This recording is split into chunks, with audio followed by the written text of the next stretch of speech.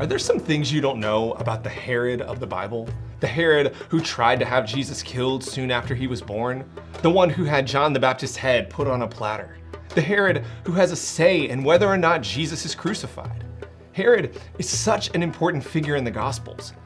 But are there some things that we don't really know about him? Things that we need to understand when we are reading the Gospels? Things that have the potential to dramatically change the way we read the Bible? Well, if you want to learn what those things are and why they matter so much, then join me as we explore the truth about Herod. But first, if you love learning insights about the Bible and want to see connections between shows like The Chosen and the Bible that will transform the way you read Scripture, then click the link above and down in the description where you can download my free resource called 7 Biblical Secrets Hidden in The Chosen. This will show you connections to Scripture and the first century world of Jesus that are present in the show, but most people don't notice. We've packed a whole lot of information into a really small package, just like this video. Speaking of, let's dive in. The first thing you need to know in order to understand the Herod of the Bible is that there is actually more than one Herod in the Bible. Now, you may already know this, but the truth is it can be hard to keep all of the different Herods straight. Herod the Great is the most powerful and famous of all the Herods. He is the man who reigned over most of Israel for almost 40 years. He instituted massive building projects, garnered incredible wealth, and most infamously, tried to have Jesus killed when the Magi told him that they were looking for the newborn king. But Herod also had descendants, some of whom appear even more prominently in the Bible. Herod Archelaus is the Herod who rises to power after the Herod the Great's death and causes Jesus and his family to flee to Egypt. Herod Agrippa appears in the book of Acts and is eaten by worms when he fails to give praise to God. And Herod Antipas is the Herod who appears in most of the stories involving Jesus, the one who ruled over the region of Galilee and ultimately ordered John the Baptist's execution. Now, all in all, the Herods were a significant presence in the Holy Land at the time of Jesus. But there is one thing that they were not. The Herods were not kings. At least, not all of them. Herod the Great is really the only one of the Herods who could truly claim this title. He enjoyed relative autonomy over Israel for several decades, and he controlled territory that extends even beyond the borders of Israel today. But after the death of Herod the Great, everything changed.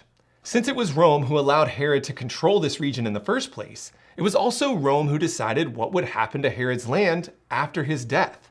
And ultimately, what they decided was to divide Herod's land up amongst his sons. Archelaus, Antipas, and Philip were each given control over different regions of Israel. They were officially called tetrarchs, a title given to them by Rome to reflect their control over their territory, but also their diminished status. They were allowed to rule, but they were not kings like their father. This change, however, was not entirely clear throughout all of Israel. In Matthew's Gospel, we see the use of the word tetrarch to describe Herod Antipas, but in Mark's Gospel, he's referred to as a king. And this is because while Rome may have changed his title, king was still how the public perceived him, the descendant of his father, a long-standing king of Israel. And yet, while these men might have been called kings of Israel, there were many who did not believe that they were true kings, and for good reason. You see, the third thing that you might not know about the Herods is that they were not exactly Jewish. And that's because about 100 years before Jesus, during the Hasmonean dynasty, which was the last time that the Jewish people really had control of the Holy Land, the Jewish leader John Hyrcanus conquered the region of Idumea in southern Israel. And many people in that region converted to Judaism. Now, among these converts was Herod the Great's family. So once Herod rose to power, in order to make himself a more legitimate-looking Jewish king, Herod the Great had his court historian invent a Jewish ancestry for his family that would date all the way back to the Babylonian exile. And while this did earn him goodwill during portions of his reign, in the end, most were not fooled, and his true heritage came to light. They didn't consider Herod and his descendants to be true kings of Israel.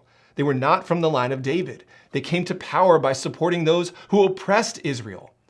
In fact, this is connected to much of the messianic fervor that existed at the time of Jesus. People were tired of false kings. They were longing for the true king of Israel, the son of David, God's promised Messiah. But a flawed lineage wasn't the only reason people couldn't accept the Herods as kings. It wasn't just a matter of them not being ethnically Jewish. They weren't even religiously Jewish. You see, another thing you might not know about the Herods is that they had deep connections to emperor worship and pagan worship. Now, Herod the Great is complicated, as he is the man almost solely responsible for building and expanding the Second Temple, the very same temple that Jesus and his disciples worshipped in throughout their lives. But he's also responsible for Caesarea Maritima, a seaside city that was filled with pagan rituals and was named in honor and worship of the emperor Caesar.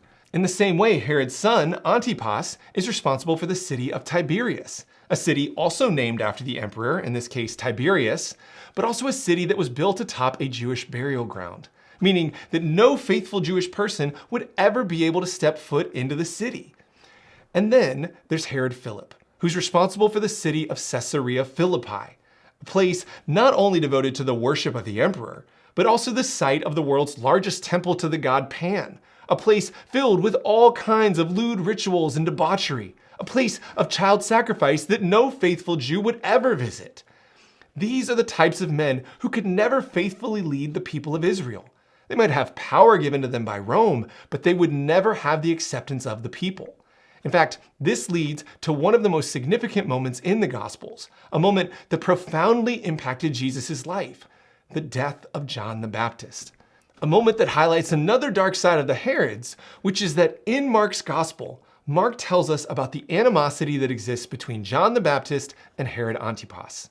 Animosity that stems from a charge John levels against Herod, saying, "It is not lawful for you to have your brother's wife."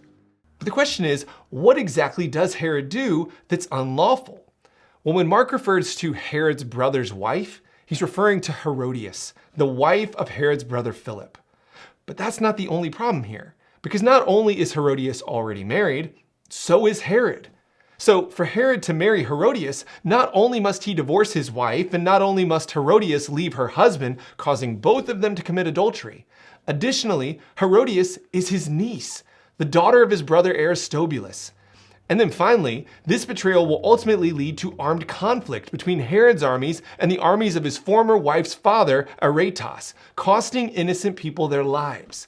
You see, this is a moral disaster on many levels. It will harm people far beyond those involved. And it highlights the immorality and vulnerability of the Herods.